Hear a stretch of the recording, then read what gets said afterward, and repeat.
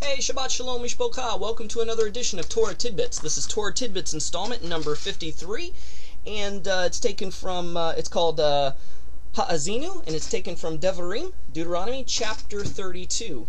Now, this Torah portion, chapter 32, deals with one of the last things that Moshe did before he died, which he composed a song that Israel was to memorize and was to sing. Too bad we don't know what the original tune is or how this goes. Many believe that the way this is canted in Jewish synagogues today was the original way that it was sung. You know, I kind of doubt that, don't know, but at least we do have some sort of tune to be able to sing this song with, at least in Hebrew. But, you know, why a song? Because God knows how our mind is set up. You know, remember back in school when, you know, maybe it was history class and you had to memorize the Gettysburg Address by Abraham Lincoln, or in American Lit or poetry class you had to memorize Robert Frost's The Road Less Traveled.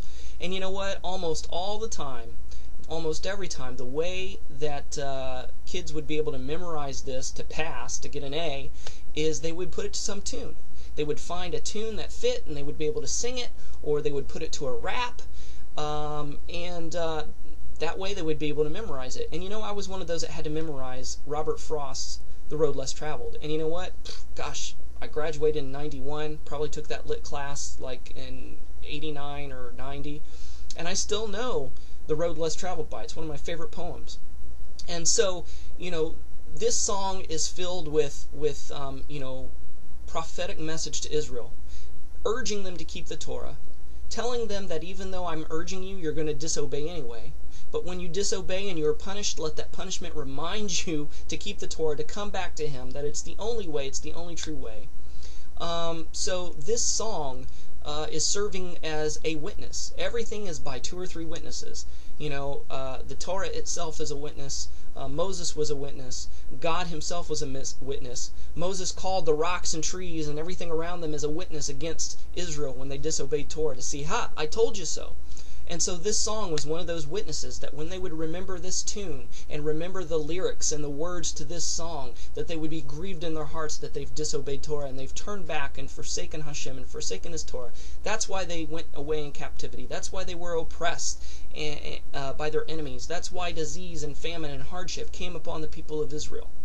And that's why things happen to us today. You know, why do bad things happen to good people? Even though we're good people, maybe it's because we're disobeying Torah. Maybe we think that we know better and we want to do it our way.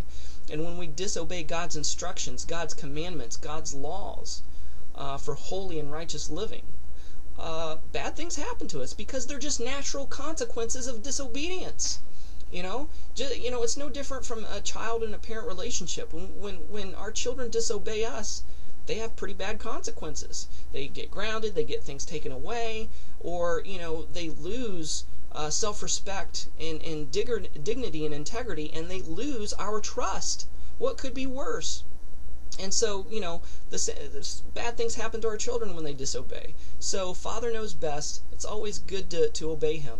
So, you know, as we read chapter 32 this week in Deuteronomy, may it become a song in our hearts, a song in our spirits. And whenever we disobey God, whenever our hearts turn astray and we get distracted by the frivolous things of this world, that this song would bubble up in our hearts and cause us to break, and cause us to weep, and cause us to mourn over our sin and over our unrighteousness. And may it urge within us a determination to follow the Torah more clearly, to follow it more solidly, to follow it without compromise, with boldness and humility, that it would draw people to Yeshua and to the Torah that are living around us and see our example. You know, so let's uphold the name of Yahweh. Let's uphold the name of Yeshua. Let's uphold the standard of Torah, and not take His name in vain by unrighteous and disobedient living. But let us follow with all of our heart, soul, mind, and strength, and to love Him with all our soul, heart, mind, and strength. How do we love Yahweh? We're commanded to love Yahweh. That's the Shema. That's like the John 3:16 of Judaism. How are we to love Him? With all our heart, soul, mind, and strength. How do we do that? By doing what He says. By keeping the marriage contract, by keeping the marriage covenant, by following Torah, by walking the footsteps of Yeshua, our Messiah, by walking, following the Torah. Why do I harp on Torah so much? Because it's the bedrock, it's the foundation of our lives. It is our life, as I said in a past Torah Tidbits. And this is the thing the main quintessential thing that Christianity has forsaken and forgotten and does not do. You know, they have their house built on shifting sand. What is sand? Bits and pieces of the Torah, little tiny pulverized pieces of rock. Who is the rock? Yeshua, the Messiah. What is the rock? The rock is the Torah, the written Torah, and the living Torah, Yeshua HaMashiach. What is our house built on as Torah observant Nazarene Jew and Gentiles? It's built on Torah. It's built on Yeshua. It's built on the rock. Our foundation is unshakable. So whenever the house quakes, it's not the foundation's fault, you know.